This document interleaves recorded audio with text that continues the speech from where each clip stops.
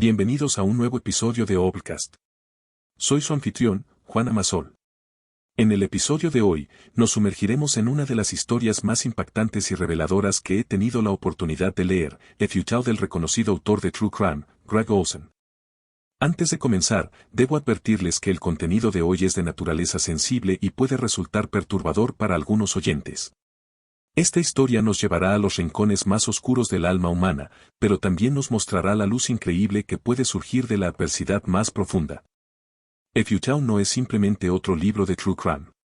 Es un testimonio extraordinario de supervivencia, un relato desgarrador sobre el poder del vínculo entre hermanas y una advertencia sobre cómo el mal puede esconderse tras las fachadas más ordinarias.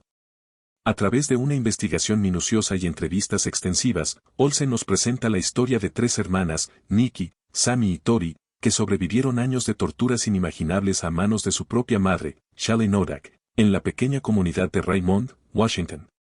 En los próximos 40 minutos, exploraremos 10 puntos clave de esta historia extraordinaria, analizando no solo los eventos históricos, sino también su relevancia en nuestra sociedad actual y las lecciones que podemos extraer de ellos. En la superficie, Shelley Nodak parecía ser el epítome de una madre dedicada y una ciudadana ejemplar. Alta, atractiva y carismática, era conocida en Raymond, Washington, por su aparente generosidad y su disposición a ayudar a cualquiera que lo necesitara. Su casa siempre estaba abierta para las personas necesitadas y muchos la consideraban un ángel de la guarda en la comunidad. Pero como descubrirían sus víctimas, esta era solo la primera capa de una personalidad profundamente perturbada y malévola. Sally había perfeccionado el arte del engaño hasta tal punto que podía mantener dos realidades paralelas, la externa, donde era una madre amorosa y una amiga compasiva, y la interna, donde era una torturadora despiadada que se deleitaba con el sufrimiento de otros. Esta dualidad nos recuerda poderosamente a casos contemporáneos de depredadores sociales que utilizan las redes sociales para crear personas perfectamente curadas. Pensemos en casos recientes como el de Caroline Calloway o Anna Delvey, donde las personas crean identidades cuidadosamente construidas para manipular a otros. La diferencia es que Sally llevó esta manipulación mucho más allá, hasta extremos letales. En nuestra era digital, donde es más fácil que nunca crear y mantener una imagen pública perfecta, la historia de Sally sirve como una advertencia crucial. Nos recuerda que debemos estar atentos no solo a lo que la gente muestra en sus perfiles de redes sociales, sino a las inconsistencias y señales de advertencia que pueden revelar una realidad más oscura. Los expertos en salud mental que analizaron el caso de Sally posteriormente identificaron en ella rasgos de trastorno de personalidad antisocial y narcisismo maligno, una combinación particularmente peligrosa. Su capacidad para mantener una fachada de normalidad mientras cometía actos de crueldad extrema es un recordatorio escalofriante de que los monstruos más peligrosos no siempre son fácilmente identificables. El modus operandi de Sally seguía un patrón distintivo que los psicólogos han identificado como el ciclo del abuso, pero llevado a extremos raramente documentados. Este ciclo comenzaba con una fase de encanto y generosidad aparente, donde Sally ofrecía ayuda y refugio a personas vulnerables. La primera fase era la de grooming o preparación. Sally identificaba a personas vulnerables, ya fueran sus propias hijas, amigos de la familia o extraños necesitados, y los atraía con promesas de ayuda y apoyo. Esta fase podía durar semanas o incluso meses, durante los cuales Sally se presentaba como una salvadora compasiva. Luego venía la fase de aislamiento. Gradualmente, Sally comenzaba a separar a sus víctimas de sus sistemas de apoyo existentes. En el caso de Kathy Lorino, una de sus víctimas más trágicas, esto significó cortar gradualmente el contacto con su familia hasta que nadie supo de su paradero durante años.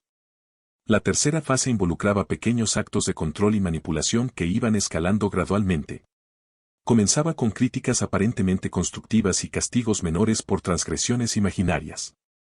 Con el tiempo, estos castigos se volvían cada vez más severos y bizarros.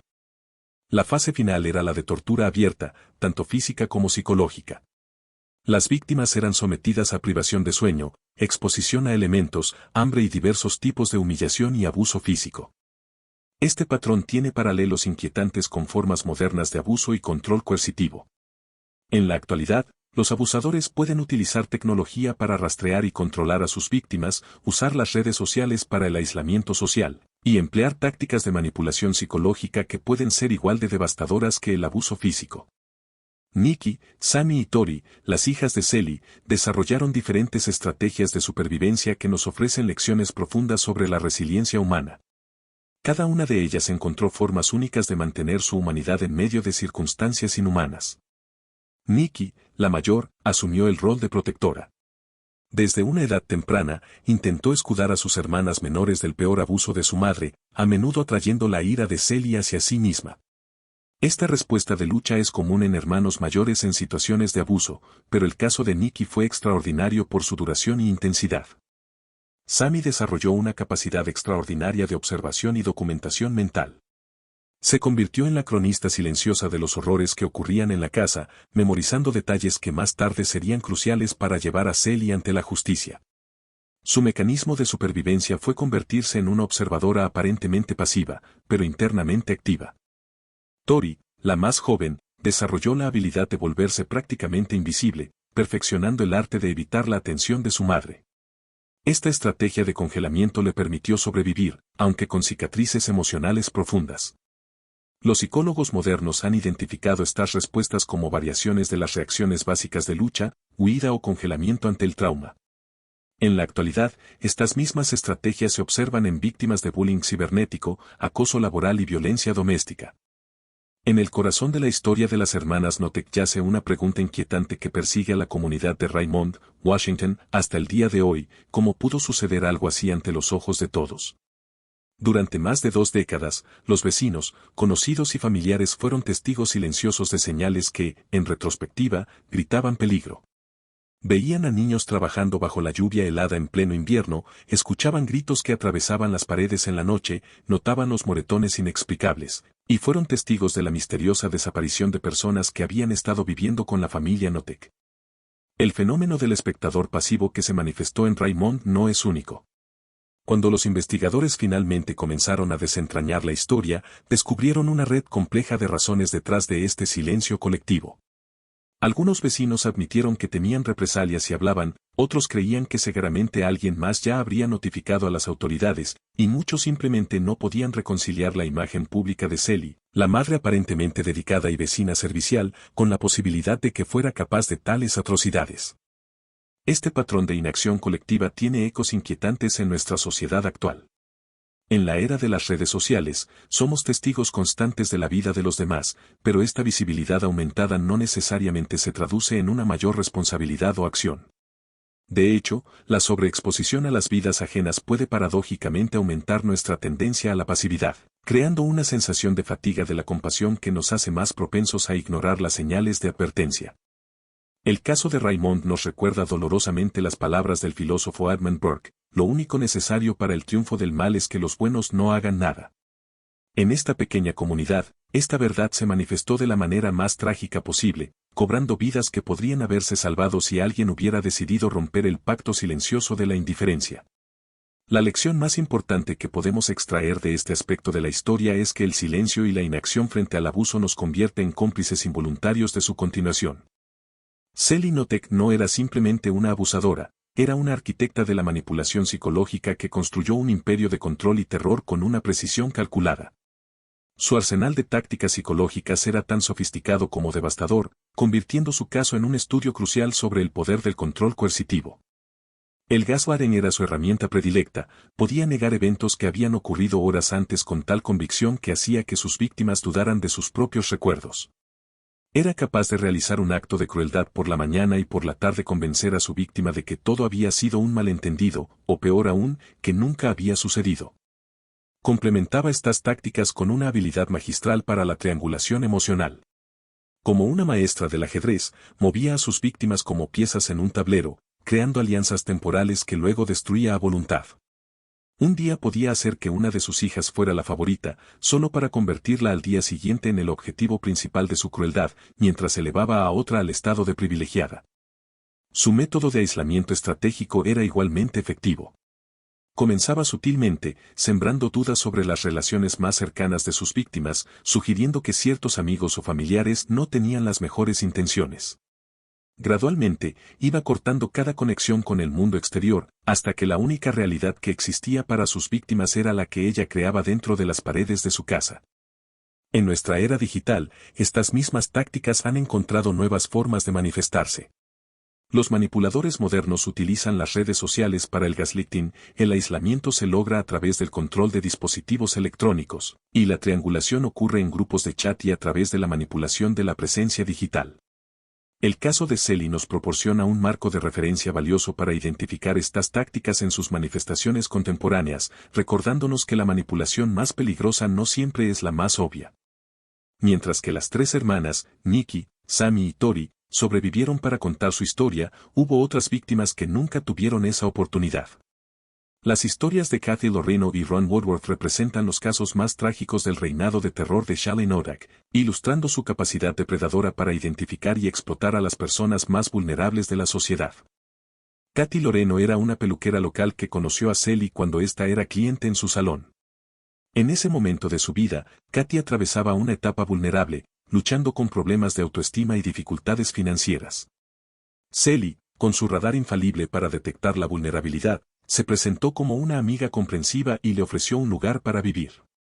Lo que comenzó como un arreglo temporal se convirtió en una pesadilla de varios años que culminaría en su muerte. El caso de Ron Woodworth siguió un patrón similar. Como veterano que luchaba con problemas de salud mental, Ron fue otra víctima perfecta para los métodos manipuladores de Celi. Al igual que Kathy, fue atraído por la aparente generosidad de su torturadora, solo para encontrarse atrapado en un ciclo de abuso cada vez más severo que eventualmente le costaría la vida. Estas historias tienen paralelos inquietantes con casos modernos de explotación de personas vulnerables. En nuestra sociedad actual, vemos patrones similares en el tráfico humano que comienza con ofertas de ayuda, en las estafas dirigidas a adultos mayores y personas vulnerables, y en los grupos sectarios que atraen a personas en momentos de crisis. Lo que hace que estas historias sean particularmente desgarradoras es cómo ilustran la facilidad con que las personas vulnerables pueden desaparecer de la sociedad cuando nadie está prestando atención. Kathy y Ron se convirtieron en fantasmas mientras aún vivían, alejados gradualmente de sus conexiones sociales hasta que su ausencia apenas fue notada por el mundo exterior. El proceso legal que finalmente llevó a Shalley Nodak ante la justicia revela tanto los éxitos como las deficiencias sistémicas en el manejo de casos de abuso doméstico y homicidio.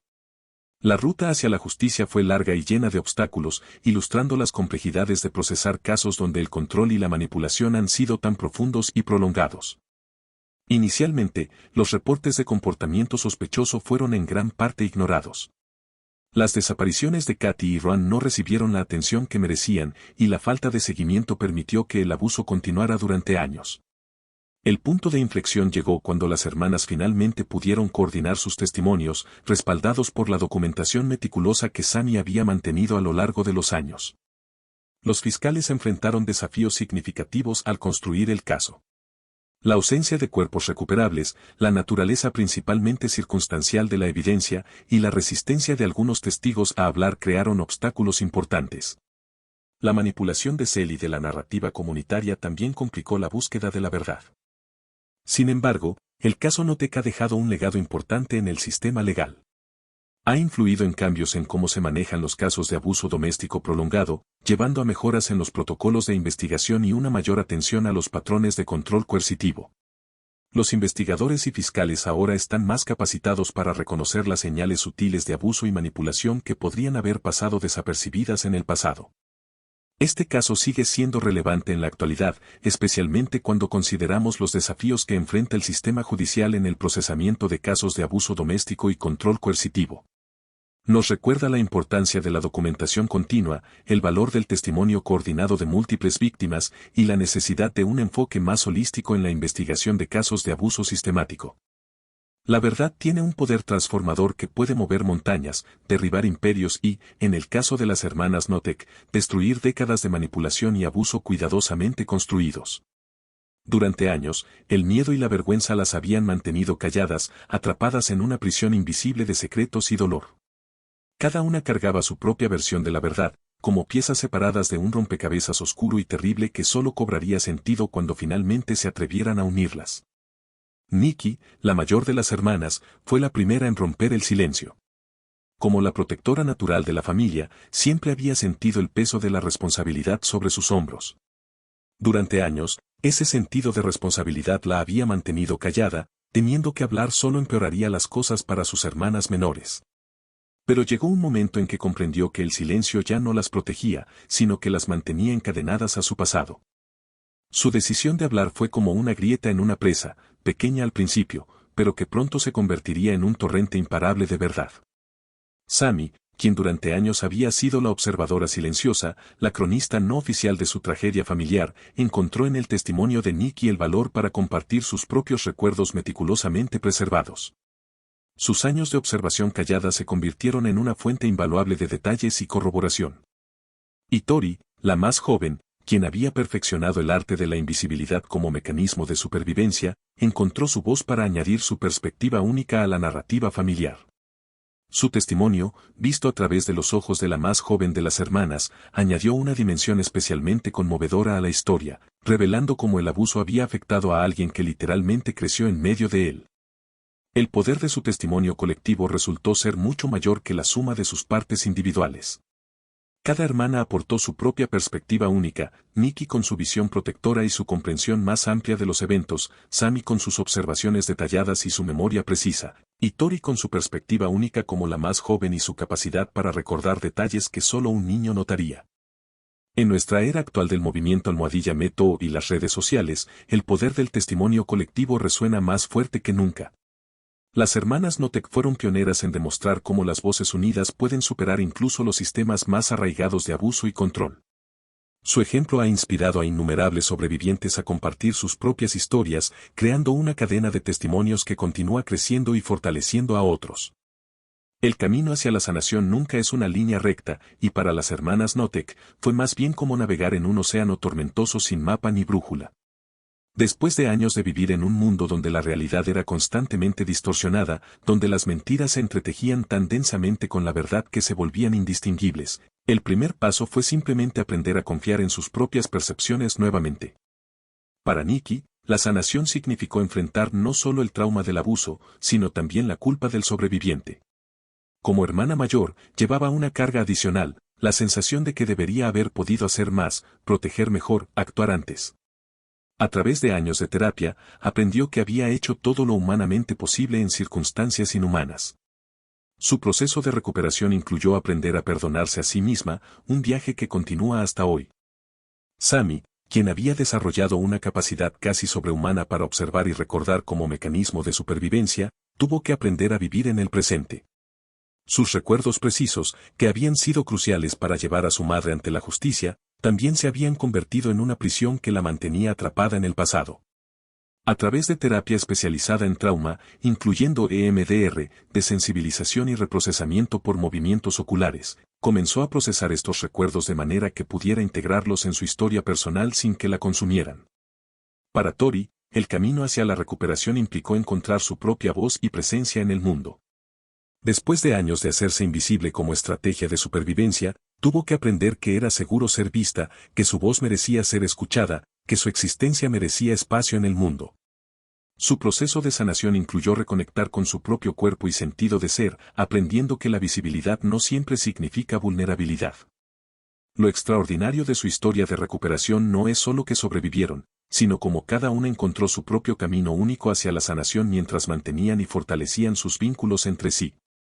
Aprendieron que las secuelas del trauma, las pesadillas, los sobresaltos, la desconfianza crónica, los momentos de disociación, no eran signos de debilidad o daño permanente, sino respuestas normales y adaptativas a experiencias profundamente anormales. La terapia familiar jugó un papel crucial en su recuperación colectiva. El abuso las había unido de formas retorcidas, creando vínculos forjados en el trauma y la supervivencia. Ahora tenían que aprender a ser hermanas en un contexto de libertad y seguridad, a construir relaciones basadas en el amor y la elección más que en la necesidad y el miedo. Este proceso continúa hasta hoy, recordándonos que la recuperación no es un destino sino un viaje continuo. Efutao trasciende las limitaciones típicas del género True Crime para convertirse en algo mucho más profundo y significativo, un testimonio del poder transformador de la verdad y un manual de supervivencia para generaciones futuras.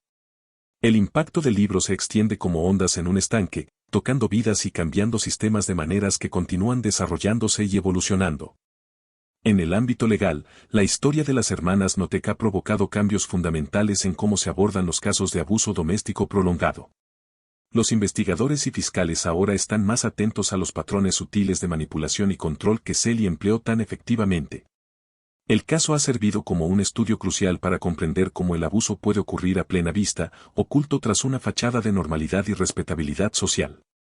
Los trabajadores sociales y profesionales de la salud mental han incorporado las lecciones de este caso en su práctica diaria. La comprensión de cómo el trauma puede afectar a diferentes miembros de una misma familia de maneras distintas, cómo los mecanismos de supervivencia pueden manifestarse de formas aparentemente contradictorias, y cómo el proceso de recuperación debe adaptarse a las necesidades individuales de cada sobreviviente, todo esto ha sido profundamente influenciado por la historia de las hermanas Notek. Pero quizás el legado más significativo y duradero de esta historia es su impacto en otros sobrevivientes de abuso. A través de su valentía al compartir su historia, las hermanas Notek han creado un faro de esperanza para otros que siguen atrapados en situaciones similares. Su mensaje resuena con una verdad fundamental: no importa cuán oscura sea la situación, cuán imposible parezca el escape, siempre hay un camino hacia la luz. La historia continúa ganando nueva relevancia en nuestra sociedad actual, donde las conversaciones sobre abuso, trauma y recuperación están finalmente saliendo de las sombras.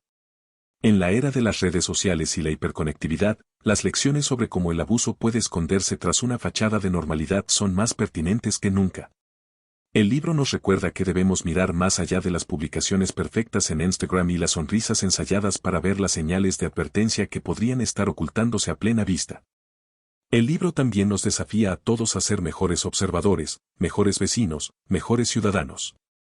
Nos recuerda que la complicidad silenciosa puede tener consecuencias mortales y que todos tenemos una responsabilidad compartida de estar atentos y actuar cuando sospechamos que alguien está en peligro.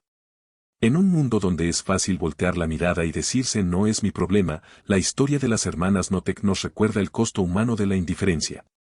La verdad de las hermanas Notek, aunque dolorosa y difícil de enfrentar, se ha convertido en una fuente de luz y esperanza para otros. Su historia nos recuerda que incluso las verdades más oscuras, cuando se comparten con valentía y se enfrentan con compasión, tienen el poder de sanar no solo a individuos, sino a comunidades enteras. Es un testimonio del poder duradero de la verdad, la resiliencia del espíritu humano y la posibilidad siempre presente de la sanación y la transformación.